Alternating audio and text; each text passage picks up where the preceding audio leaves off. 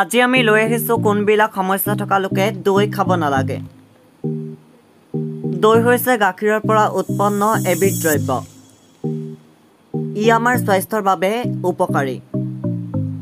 দৈত কেলছিয়াম পোৱা যায়, যি আমাৰ হাড়ৰ বাবে উপকাৰী। দৈয়ে আমাৰ উচ্চ বিপি আৰু কলেষ্টৰলৰ সমস্যা হ্ৰাস কৰে। ইয়াৰ উপৰিও দৈ আমাৰ ছালৰ বাবেও যথেষ্ট উপকাৰী। কিন্তু ইয়াৰ অত্যাধিক সেৱন কৰাটো স্বাস্থ্যৰ বাবে ক্ষতিকাৰক। কিছুমান লোকৰ বাবে দৈ সেৱন কৰাটো ক্ষতিকাৰক হ'ব পাৰে।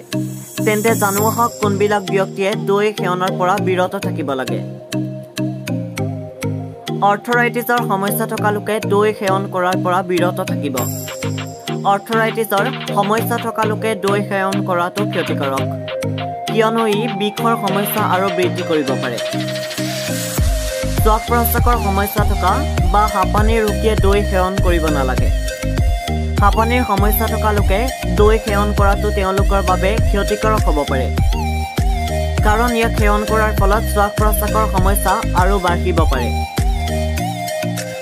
যদি আপুনি এগৰাকী হাঁপানীৰ ৰোগী হয়, তেন্তে আপুনি দৈ খোৱাটো পৰিহাৰ কৰা উচিত। যদি আপুনি দৈ খাব বিচাৰে, তেন্তে আপুনি দিনত দৈ খাব পাৰে, আনহাতে ৰাতি একেবাৰে দৈ নাখাব। লেক্টোজ অসহিষ্ণুতা থকাসকলেও দৈ সেৱনৰ পৰা বিৰত থাকিব লাগে, কিয়নো এনে লোকে দৈ খালে তেওঁলোকৰ ডায়েৰিয়া আৰু পেটৰ বিষ হ'ব পাৰে।